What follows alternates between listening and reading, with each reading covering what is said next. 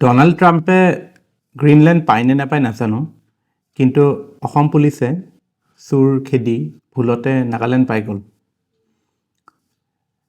আমি যদি 2024ৰ কাৰণে প্ৰিপেয়াৰ্ড হৈ আছিলোঁ, তাৰমানে এইটো নুবুজায় যে 2025 আমি পাৰিম। কনচেপ্টবিলাক একেই থাকিব। যদি এক্সাম্পলছ আমি নতুন দিব নোৱাৰোঁ, তেতিয়াহ'লে আমাৰ প্ৰিপেৰেশ্যন আধৰুৱা। পৰীক্ষাত হয়তো যি আমাৰ এক্সামিনাৰ আমাৰ বহি চাব, তেওঁ হয়তো আমাৰ কোনো নতুনত্ব নাপাই পেলাই আমাক সিমান ভাল নম্বৰ নিদিব। চ' এই নতুন প্ৰিপেৰেশ্যনৰ নতুন ফ্লেভাৰটো ক'ত দিব, ক'ৰ পৰা আনিব? কাৰেণ্ট এফেয়াৰ্ছৰ পৰা। চ' ৰেগুলাৰলি আমাৰ কাৰেণ্ট এফেয়াৰ্ছ চাই থাকিব। আজি আৰম্ভ কৰোঁ 9 জানুৱাৰী 2025ৰ কাৰেণ্ট এফেয়াৰ্ছ। চ' প্ৰথম নিউজটো হ'ল health care in Assam. JP Nadda is in Assam, so that gives us an opportunity to look into the health indicators of Assam. আৰু দুখৰ কথা যে আমি চেঞ্চাছ এতিয়াও আমাৰ হোৱা নাই। আমি এতিয়াও 2011 চনৰ চেঞ্চাছ ডাটা মতে কাম কৰি আছোঁ, পলিচি বনাই আছোঁ। আৰু ডাটা বুলি কওঁতে এটা কথা মনত পৰে, এতিয়া ৰিচেণ্টলি যিটো স্কুল এডুকেশ্যনৰ ডাটা ওলাইছিলে যে স্কুল ড্ৰপ আউট বহুত বাঢ়িছে, তাতে আকৌ মেথডলজিৰ কথা কিছুমান কৈছে যে কাউণ্টিং মেথডলজি চেঞ্জ হোৱাৰ কাৰণে হেৰি হৈছে, মানে নাম্বাৰটো এনেকুৱা নাম্বাৰ আহিছে। এতিয়া কথা হ'ল কি, যদি আমাৰ কাউণ্টিং মেথডলজি চেঞ্জ হয় বা আগৰ কাউণ্টিং ভুল থাকে, তেতিয়াহ'লে পলিচি লেভেলত কিমান ভুল হৈ গৈছে চাগে। আমি যদি অভাৰ এষ্টিমেশ্যন আগতে কৰিছোঁ, তেতিয়াহ'লে যিবিলাক সমগ্ৰ শিক্ষা অভিযান এইবিলাক নামত যিবিলাক বাজেট আহিছে, সেইটোতো ভুল বাজেটেই আছিল চাগে। So' data has to be accurate, accuracy of data is very important. আমাৰ এটা মিনিষ্ট্ৰী আছে, ministry of statistics and programme implementation, MoSPI বুলি, তেওঁলোকে পাব্লিছ কৰে। আই হোপ, মানে obviously we don't doubt their integrity, but data should be timely, data should be accurate.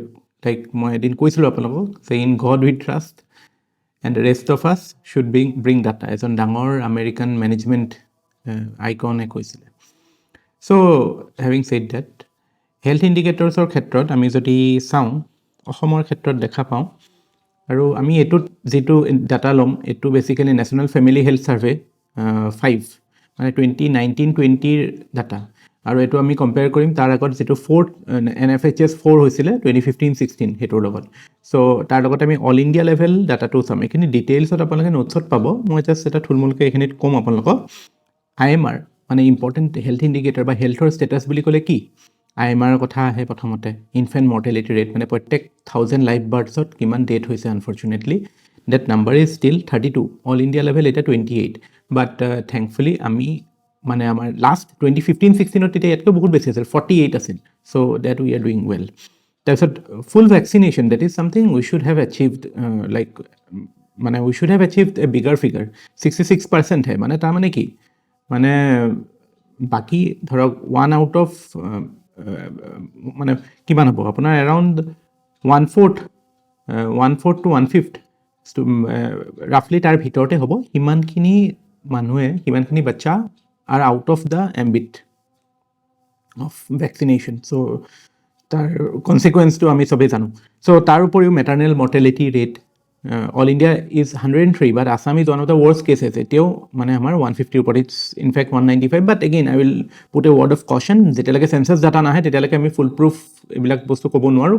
Census data plus আৰু হেল্থৰ যিটো SRS ডাটা এটা ওলায়, এইবিলাক আহিলেহে আমি প্ৰপাৰলি ক'ব পাৰিম। বাট this is all we have. তাৰোপৰি চাইল্ড নিউট্ৰিশ্যনৰ ক্ষেত্ৰত চাইল্ড ৱেষ্টিং, চাইল্ড আপোনাৰ ষ্টাণ্টিং, চাইল্ড আণ্ডাৰ ৱেইট, এইবিলাকতো আমাৰ ইণ্ডিকেটৰ্ছ নেশ্যনেল এভাৰেজতকৈ যথেষ্ট ওপৰত। আণ্ডাৰ 5 মৰ্টেলিটিৰ ক্ষেত্ৰতো বহুত মানে ভাল ইণ্ডিকেটৰ্ছ নহয়। তাৰপৰা anaemia, child having anaemia, that is also' a problem. So' এই ডাটাবিলাক আমি যেতিয়া আমাৰ ডেম'গ্ৰাফিক ডিভিডেণ্ডৰ এনচাৰ লিখোঁ, বা in general the future of আছামৰ কথা কওঁ, প্ৰস্পেক্টছৰ কথা কওঁ, ফিউচাৰনো কি আমাৰ, our children are our future. এতিয়া আমাৰ যদি এটা প্ৰপ'ৰ্শ্যন যে 34% children are out of vaccination, ইমান এটা massively large number who are under nourished, under nutrition হৈ আছে, ৱেষ্টিং হৈ আছে, ষ্টাণ্টিং হৈ আছে, তাৰমানে কি, আমি কাক লৈ পেলাই ইমান সপোন দেখি আছোঁ? চ' প্ৰথমতেতো আমি এই বেচিক বস্তুবিলাক ঠিক কৰিব পৰা বস্তুবিলাক ঠিক কৰিব লাগিব, হয় নাই? So' it actually highlights the seriousness of the public policy issue related to public health. So all these data are very, very important. Otherwise, your answers will appear very, you can say very bland. এইবিলাকত data নিদিলে আপোনাৰ কথাবিলাক মানে ইমান strong নালাগে.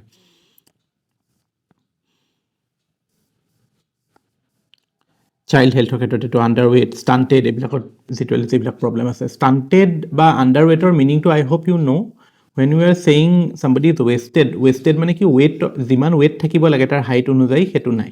তাৰপিছত যেতিয়া আমি আণ্ডাৰ ৱেইট বুলি কওঁ মানে ৱেইট ফৰ এজ, আৰু ষ্টাণ্টিং মানে হৈছে যিটো হাইট ফৰ এজ, যিটো হাইট থাকিব লাগে এজত সেইটো নাথাকে. আচ্ছা, নেক্সট ইজ ইণ্টাৰেষ্টিং. অ'কে, এনিমিয়াৰ ক্ষেত্ৰতো এইটো আছে ডাটা এটা যে anaemia 68.4% of under 5 children R anaemic. এইটো চিন্তা কৰিছোঁ কিমান ডাঙৰ ফিগাৰ, মানে আণ্ডাৰ 11 হিমগ্ল'বিন লেভেল আছে, তাৰমানে ইমিউনিটি লেভেল কিমান কম থাকিব. আণ্ডাৰ ৱেইট ওমেন, লাইফ এক্সপেক্টেঞ্চি সেইটো কাৰণে আমাৰ নেশ্যনেল লেভেলতকৈ বহুত কম. নেশ্যনেলত আই থিংক এতিয়া 72 মান হয়, অসমত এতিয়া 66.1. তাৰপিছত quackery I hope you know' what it is, মানে যিবিলাক fake doctors they are doing the round. So' this is the first time that a post has been created. It is called anti quackery and vigilance officer. So Dr. Abhijit Nauk will be the first person. So it highlights a problem. Obviously superstition and all is related to it, but yeah, it's a very problematic area. So at least it has been acknowledged and an action has been taken. So you should be aware. Boro Sahitya Sabha hobole goi ase 64th Boro Sahitya Sabha Udalguri Dimakusit. Interesting, jeto mascot hobo kekura. It's a local recipe. Surat Nazari is the president of the Sabha. So that is মানে prelims point of view প্ৰায় important. এইটো এটা important report ওলাইছে world economic ফ'ৰামৰ পৰা. ইয়াত আপোনাক এইটো সুধি দিব পাৰে প্লেইনলি যে ফিউচাৰ অফ জবছ ৰিপৰ্ট কোনে উলিয়ায়. This is world economic forum. তাৰ কনফাৰেঞ্চ এতিয়া হ'ব, ডাভছত হ'ব এতিয়া. চ' হোৱাট ডু দে চে এবাউট ফিউচাৰ জবছ? তেওঁলোকে 5টা কি চেলেঞ্জেছৰ কথা কৈছে. প্ৰথমটো হৈছে টেকন'লজিৰ যিটো ডিছৰাপশ্যন হ'ব. তাৰপিছত যিটো গ্ৰীণ ট্ৰানজিশ্যনৰ কথা কৈ আছোঁ আমি, এনাৰ্জি ট্ৰানজিশ্যনৰ ক্ষেত্ৰত কোলৰ পৰা আমি ৰিনিউৱেবলছৰ ফালে গৈ আছোঁ. দেন জিঅ' ইকনমিক চেঞ্জ যিটো হ'ব, জিঅ' ইকনমিক ফ্ৰেগমেণ্টেশ্যন বুলি কৈছে শব্দটো. জিঅ' ইকনমিক ফ্ৰেগমেণ্টেশ্যন মানে কি? জিঅ' ইকনমিক ফ্ৰেগমেণ্টেশ্যন বুজাৰ আগতে আপোনালোকে মোক কওকচোন কেনেকৈ ক'ব, মানে ময়ে ক'ব লাগিব আপোনালোকৰ হৈ. জিঅ' ইকনমিক ইণ্টিগ্ৰেশ্যন মানে কি? ইণ্টিগ্ৰেশ্যন মানে হৈছে globalisation. Basically when the economies are connected through trade, through movement of human, through finance, capital flows. So' সেইটোক আমি কওঁ গ্ল'বেলাইজেশ্যন. চ' সেইটোকে এটা বেলেগ শব্দত আমি উল্টাটো ক'বলৈ গ'লে যিটো ডি গ্ল'বেলাইজেশ্যন বুলিও কওঁ, সেইটোৰে এটা নতুন টাৰ্ম এটা ওলাইছে কি জিঅ' ইকনমিক ফ্ৰেগমেণ্টেশ্যন. এইবিলাক চব playing with the words, but if you know the main core concept, then things become very easy. So etu eta problem. Then economic uncertainty because of the geopolitical crisis, ebilak to ase economic uncertainty, ebilak more notes ase chinta koriba nalage. Then demographic shift mane ki etia saok demographic, when আপোনাৰ ডেম'গ্ৰাফিটো কেতিয়া আপোনাৰ advantage হৈ থাকে generally এইটো দিছ is the মানে প্ৰিডমিনেণ্ট belief is date যেতিয়া বহুত বেছি য়ং পপুলেশ্যন থাকিব তাৰমানে কি ৱৰ্কাৰ্ছো বেছি হ'ব, কনজিউমাৰ্ছো বেছি হ'ব, তাৰমানে ইকনমিক প্ৰডাক্টিভিটি বাঢ়িব, ইকনমিক গ্ৰ'থ হ'ব. কিন্তু আনফালে যদি আমি চাওঁ যে মানে য়ং পপুলেশ্যন বহুত আছে but they are not skilled enough, they are not in the working group, মানে তেতিয়া কি হ'ব? তেতিয়া ডিপেণ্ডেণ্ট পপুলেশ্যন বাঢ়ি যাব. ইমান ইকনমিক গ্ৰ'থ হোৱাৰ আগতে বহুত মানুহ বুঢ়া হৈ যাব. চ' ফলস্বৰূপে কি হ'ব? ইকনমিক গ্ৰ'থো নহ'ব, লাইবল বা ডিপেণ্ডেণ্ট পপুলেশ্যনো বহুত থাকিব. চ' ইয়ৰ ডেম'গ্ৰাফি বিকামছ এ ডেম'গ্ৰাফিক ডিজাষ্টাৰ. ডিভিডেণ্ট হ'ব লাগিছিল. চ' এতিয়া এটা ডেম'গ্ৰাফিক শ্বিফ্ট ৱৰ্ল্ড অভাৰ হৈ আছে যে world is moving towards becoming মোৰ older. In fact, by 2064, it is predicted that the world's population will start shrinking. So, তেনেস্থলত ইকনমিক গ্ৰ'থ মেইনটেইন কৰাটো চেলেঞ্জ হ'ব. ইকনমিক গ্ৰ'থ মেইনটেইন নহ'লেতো jobs ক'ৰ পৰা ক্ৰিয়েট হ'ব, সেইটো এটা কথা. চ' অল দিছ মেক্ৰ' ট্ৰেণ্ডছৰ কথা কৈছে. এই 5টা মেক্ৰ' ট্ৰেণ্ডছ এই পলিচিটোৱে, এই ৰিপৰ্টটোৱে হাইলাইট কৰিছে, which you should keep in mind, very important macro' trends. তাৰ লগতে যিটো জব মাৰ্কেটত অবভিয়াছলি আমি চবেই জানো এতিয়া দুটা বস্তুৱে ডমিনেট কৰি আছে. এটাটো স্কিলছৰ কথাটো, যে আপস্কিলিং. এতিয়া ইউনিভাৰ্চিটি ডিগ্ৰী সিমান মেটাৰ নকৰে যিমান আপোনাৰ স্কিলছ মেটাৰ কৰে, at least in the medium to long term সেইটোতো হ'বই. শ্বৰ্ট টাৰ্মত এতিয়াও university degree matters a lot, but in the long term and medium term we will increasingly see that your skills will take over your university degree. So' আপুনি upskilling মাজে মাজে কৰি থাকিব লাগিব. তাৰ লগতে automation will be there, AI, বা technology related skills all those skills will come big কোনোবা বিগ ডাটা চাইবাৰ ছিকিউৰিটি এইবিলাকৰ স্কিলছবিলাক থাকিব কিন্তু হিউমেন স্কিলছ যিবিলাক আমাৰ like creative thinking resilience, flexibility, all those will not go down. In fact, it is মানে যিবিলাক আমাৰ leadership বা analytical thinking, all those have to sync in with artificial intelligence. Only then we can create quality products and quality processes. So সেইবিলাক skill কেতিয়াও নমৰে. No doubt, technology will play a big role. So all these things has been highlighted in the report. ইয়াতে interesting job market trends কিছুমানৰ কথা কৈছে growing jobs will be in farm workers এতিয়া মানে short to medium terms বাই 2030 কথা কৈছে delivery drivers মানে যিটো আমি সেইদিনা কৈছিলোঁ ন যিটো ফাষ্ট ডেলিভাৰীৰ যিটো ফাষ্ট কমাৰ্চৰ কথা কৈছিলোঁ দেন কনষ্ট্ৰাকশ্যন ৱৰ্কাৰ্ছ অবভিয়াছলি এতিয়াও আমি 3D প্ৰিণ্টিং কৰি পেলাই এইটো বিল্ডিং বনাব পৰা হোৱা নাই ৰাস্তা পদূলি বনাব পৰা হোৱা নাই so' all these jobs will be there then care and education hope thankfully for a person like me the nursing professionals or secondary school teachers, all those jobs will definitely be there. Declining roles, obviously, যিবিলাক automate কৰিব পাৰি immediately, আমাৰ অফিচবিলাকত বিশেষকৈ administrative assistant type roles, cashiers, all those things will be a thing of the past. So, this is an important report. আচ্ছা next মই যেনেকৈ like regular section আমাৰ constitution watch like we try to look into the constitution through the development in news so' আজি আমি এটা কি পাইছোঁ যে ট্ৰেন্সজেণ্ডাৰ মুভমেণ্ট ইণ্ডিয়াটো active like world over so' they are demanding reservation তাতে কিন্তু দুটা কথা আছে তেওঁলোকে কৈছে যে তেওঁলোকক হৰাইজণ্টেল ৰিজাৰ্ভেশ্যন লাগে হৰাইজণ্টেল আৰু ভাৰ্টিকেল ৰিজাৰ্ভেশ্যনৰ ডিফাৰেঞ্চটো কি এইটো ইন্দিৰা চৌহানী ফেমাছ 1992 কেছ য'ত ৰিজাৰ্ভেশ্যনৰ কথাটো মানে মেচিভলি লোৱা হৈছিল সুপ্ৰিম কোৰ্টে তাত এইটো ডিফাইন আছে আৰু এই বছৰ আমি কনষ্টিটিউশ্যনতো পাওঁ এতিয়া ভাৰ্টিকেল ৰিজাৰ্ভেশ্যন মানে একো নহয় চিম্পলি কথাটো আমাৰ SC ST OBC যেনেকৈ ডিভাইড হয় যেতিয়া আপুনি এজ এ হোল এনেকৈ ক্লাব কৰিছে যে এইটো ধৰক OBC এইটো SC এইটো ST এইটো ধৰক ST হিলছ এনেকৈ this is vertical but when you are saying horizontal তাৰমানে কি যে এইখিনিতো থাকিবই তাৰ লগতে আমি ধৰক ওমেনটো এটা কেটেগৰী চ' ওমেন ইয়াতো অলপ থাকিব ইয়াতো অলপ থাকিব ইয়াতো অলপ থাকিব ইয়াতো অলপ থাকিব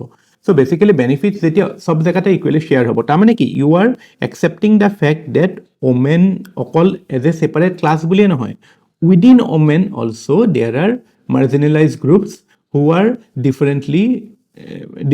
differently you can say victimised so' they need better protection এতিয়া সেইটো কাৰণে এতিয়া ইয়াৰ ক্ষেত্ৰত ট্ৰেন্সজেণ্ডাৰৰ ক্ষেত্ৰত এইটো দেখা গৈছে যে if you are not translating it into a separate মানে a quota where each socio' economic group within transgenders are represented or you can say they are accommodated then proper justice will not be done that is what the transgenders say so' সেইটোৱে আমাক মানে আমাৰ কনষ্টিটিউশ্যনৰ আৰ্টিকেলকেইটাতো I hope you know 16 clause 4 talks about vertical reservation 15 clause 3 talks about horizontal.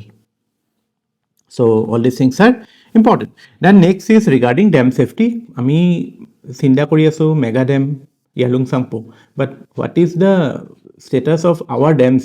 মানে আমি কিমান আমাৰ এক্সিষ্টিং ডেমছবিলাকৰ পৰা প্ৰটেকশ্যন কিমান দিব পাৰিছোঁ চ' সেইটো ক্ষেত্ৰত সুপ্ৰিম কোৰ্টে গালি পাৰি দিলে ইউনিয়ন গভৰ্ণমেণ্টক কৈছে যে this is just in paper যিটো এইটো কেৰেলাত মুল্লা পেৰিয়াৰ বুলি ডেম এটা আছে বিৰাট পুৰণা 125 বছৰ পুৰণা ডেম চ' সেইটোত যিটো ৱাটাৰ লেভেল থাকিব লাগে তাতকৈ বহুত বেছি আছে এটলিষ্ট ছেফটি লেভেলতকৈ ওপৰত আছে চ' সেইটো লৈ পেলাই মানে সুপ্ৰিম কোৰ্টে এটা অবজাৰ্ভেশ্যন দিছে যে যিটো ডেম ছেফটি 2021ত এখন এক্ট পাছ হৈছে তাৰ প্ৰভিজনছবিলাকত আছে যে এটা নেশ্যনেল কমিটি ফৰ্ম হ'ব to ensure that it has মানে safety norms are there then penalty কথাও কয় এতিয়া আমাৰ আই থিংক 2023ত ছিকিমত যিটো হৈছিলে গ্লেচিয়েল লেক আউটবাৰ্ষ্ট তাতেতো এটা তিষ্টাৰ ডেম এটা ডেমেজ হৈ গৈছিলে যথেষ্ট ক্ষতি হৈছিলে প্ৰপাৰ্টি এণ্ড লাইফ চ' সেনেকুৱা ক্ষেত্ৰত it was not in action so' it has been pointed out so' আমি এইটো এটা এছপেক্ট হয় যে আমি ডেম ছেফটিৰ লেজিছলেশ্যনৰ ক্ষেত্ৰত we not doing quite well then last but not the least Pravasi Bharatiya দিৱস you know what it is আজি হয় 9th January why is it celebrated it is celebrated